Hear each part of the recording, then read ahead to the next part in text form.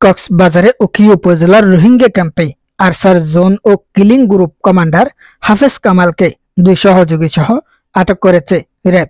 এ সময় ঘটনাস্থল থেকে উদ্ধার করা হয়েছে দেশি বিদেশি আগ্নেয়াস্ত্র ও গুলি।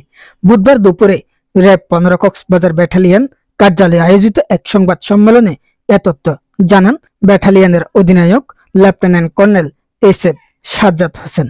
আটককৃতরা হল উখিয়া উপজেলার মধুরছড়া 4 নম্বর রোহিঙ্গা ক্যাম্পের D9 ব্লকের বাসিন্দা নজির আহমদের ছেলে হাফেজ কামাল, একই ক্যাম্পের D3 ব্লকের মোহাম্মদ ইসলামের ছেলে আনসারুল্লাহ এবং ঘোনারপাড়া 18 নম্বর রোহিঙ্গা ক্যাম্পের 8 ব্লকের বাসিন্দা বলি আমিনের ছেলে মোহাম্মদ সাইফুল ইসলাম। র্যাব জানিয়েছে আটকরা 3 জনই মিয়ানমারের সশস্ত্র সন্ত্রাসী সংগঠন আরসার সক্রিয় সদস্য।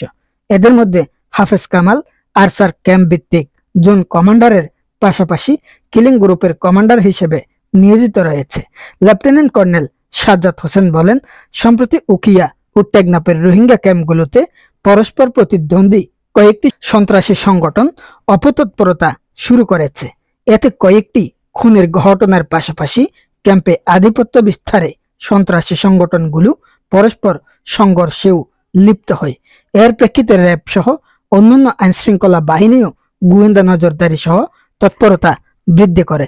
এরই মধ্যে মঙ্গলবার মধ্যরাত 3:30টার দিকে উখিয়ার পালংকালী ইউনিয়নের বালুকালী 11 নম্বর রোহিঙ্গা ক্যাম্প সংলগ্ন মরাগাছতলা এলাকায় আরসা কমান্ডার হাফেজ কামালের সহযোগী মোহাম্মদ সাইফুল অবস্থান করার খবর পায় RAB.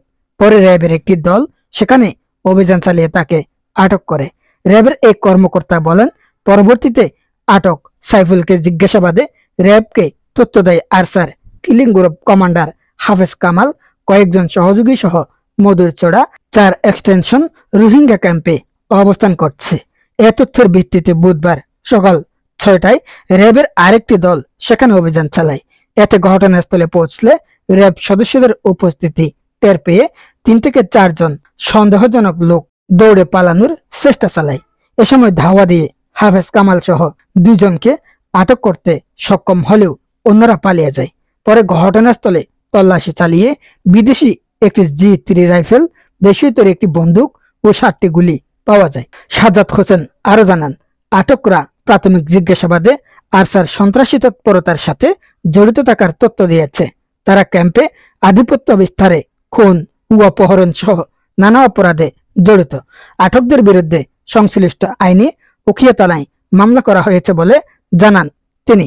Mobarak Uddin Nayan, the Cox news, TCN, Cox's Bazar.